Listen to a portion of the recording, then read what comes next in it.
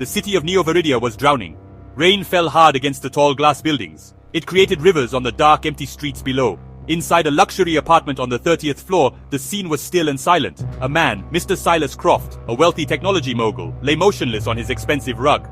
The room was locked from the inside. There were no broken windows, no signs of a forced entry. It was a perfect, impossible crime. The police were confused. They walked around the room, their faces showing their frustration. The only sound was the constant, heavy drumming of the rain against the window pane, a sad song for a life that was just taken away. The balcony door was the only thing slightly open, a small gap letting in the cold, wet air.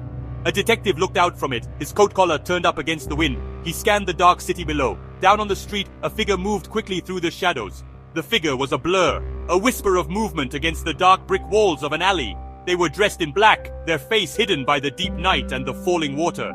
They moved like a ghost, disappearing into the labyrinth of the city's underbelly. The escape was as clean and mysterious as the crime itself, leaving behind only questions and the cold, damp feeling of a puzzle with missing pieces. The lead officer, a man named Inspector Graves, sighed heavily. He ran a tired hand over his face, looking at the impossible scene. Locked from the inside, he muttered to himself, his voice a low grumble of defeat. No weapon, no suspect, nothing. It's like the killer vanished into thin air. The other officers shared his sentiment, their expressions grim. They had secured the area, but there was nothing to secure. The room was a sterile box of death, offering no easy answers.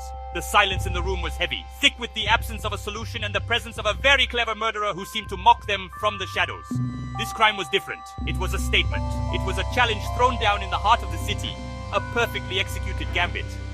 The local police knew they were out of their depth. This kind of puzzle required a different kind of mind. Someone who could see the invisible threads connecting the impossible dots. They needed someone who did not think like a regular cop, but like a master of logic and chaos.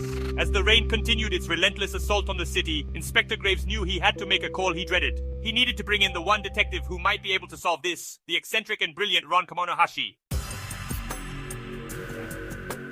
The door to the crime scene creaked open and a new figure stepped inside. He was not a police officer. He wore a rumpled, oversized coat and had messy, dark hair that looked like he had just rolled out of bed. This was Ron Kamonohashi. He yawned widely, not seeming to care about the serious atmosphere of the room. Inspector Graves approached him with a stern look. Kamonohashi, this is a serious investigation. Can you please try to look awake? Ron simply smiled a little, his eyes scanning the room with a lazy but intense focus. My apologies, Inspector. Puzzles of this nature are so stimulating. They often keep me up all night just thinking about them. Ron walked slowly around the victim, his movements surprisingly graceful for someone who looked so disheveled.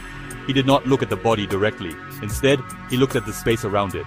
He tilted his head, observing the patterns of dust on the floor and the angle of the furniture. He knelt down, his eyes narrowing as he examined the thick rug.